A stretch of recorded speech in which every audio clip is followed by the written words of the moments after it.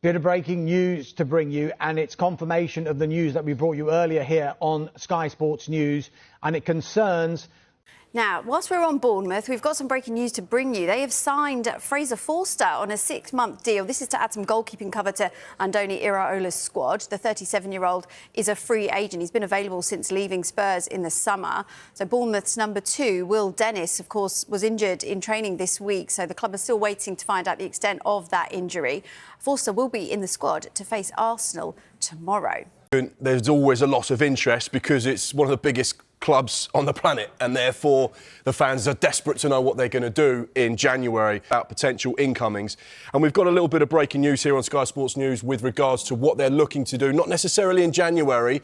However, they have explored the possibility of signing players in the winter window. They're also looking ahead to the summer as well, but they have explored conditions of a potential deal for a central midfielder at 21 years old. We know what happened to the last central midfielder they had that was very highly rated. Moises Caicedo went for what was then a Premier League record, £115 million. Carlos Baleba very much in the same remit as far as they're concerned. They don't want to lose him.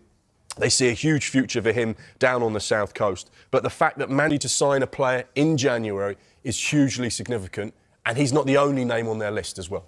Who else is? Well, United's priority is signing at least one, possibly 2 central midfielders in 2026, whether that be January or more likely in the summer. The focus is on signing them in the summer because it's quite a difficult window to get those long-term targets, and we understand the list of targets and can understand why they're looking at 1, if not 2, central midfielders this month, more likely in the summer. But if they can bring in a player like Carlos Baleba in January, it could make such a big difference in terms of what they're able to achieve this season. There's been some mixed results for United, mixed performances over the course of the last few weeks, but they are well placed to deliver European football once more. So whether or not they can get a player in January to help support that and bring life into a season which has faltered at times, we wait to see.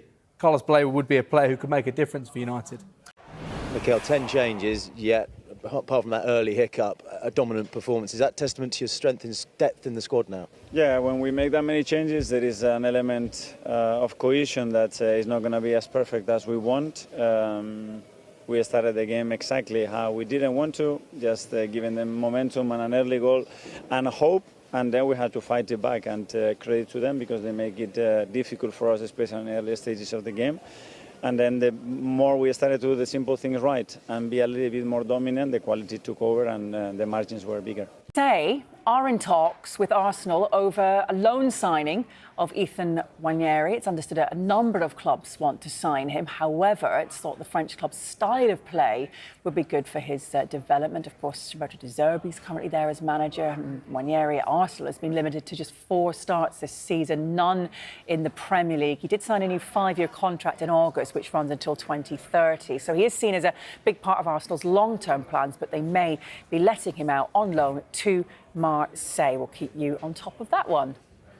News that Arsenal fans have been fearing. Their striker crisis has just got much worse, with confirmation from Arsenal, though they don't say it in as many words, that the German striker is out for the season. Kai Havertz, they say, quote, has sustained a hamstring injury during a training session in Dubai last week. Subsequent assessments and specialist reviews have confirmed that the injury will require surgery, which will take place, they say, in the coming days. Soon after surgery, Kai will begin his recovery and rehab programme, which is expected to extend into pre-season preparations for next season. Everyone at the club is fully focused on supporting Kai to ensure he is back to full fitness as soon as possible. So with lots of other injuries to concern Arsenal in the forward positions, the reliance they had on Kai Havertz has now, in a way, come back to bite them, having not made any forward signings during the transfer. Arsenal have sent shockwaves across world football after reportedly completing a jaw-dropping £230 million triple signing, a move that has instantly reshaped the narrative around the club.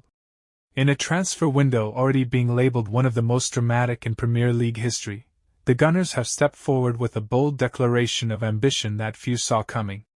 According to confirmation credited to legendary transfer insider Fabrizio Romano, Arsenal's latest business is not just about numbers, it is about intent. 3 elite-level players have been added to Mikel Arteta's squad, each bringing a powerful mix of goals, creativity, pace, and tactical intelligence.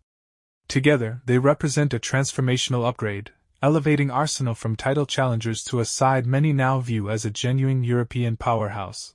This move marks a defining moment in Arteta's project. For seasons, Arsenal were described as a club in transition, focused on youth development and long-term planning. That phase now appears complete. The scale of this investment sends a clear message: Arsenal are ready to dominate, not develop. The club has identified its moment and acted decisively. Rivals across the Premier League have been left stunned. The financial muscle on display, combined with the precision of the targets chosen, suggests a club operating with absolute clarity. This is not reckless spending, but a calculated push to close the final gap between contenders and champions. Beyond the pitch, the impact is just as significant. Competition within the squad will intensify, standards will rise, and belief inside the dressing room will soar. For fans, this triple signing feels symbolic, a signal that Arsenal are done waiting, done hoping, and ready to impose themselves at the very top. As the season unfolds, pressure will naturally follow.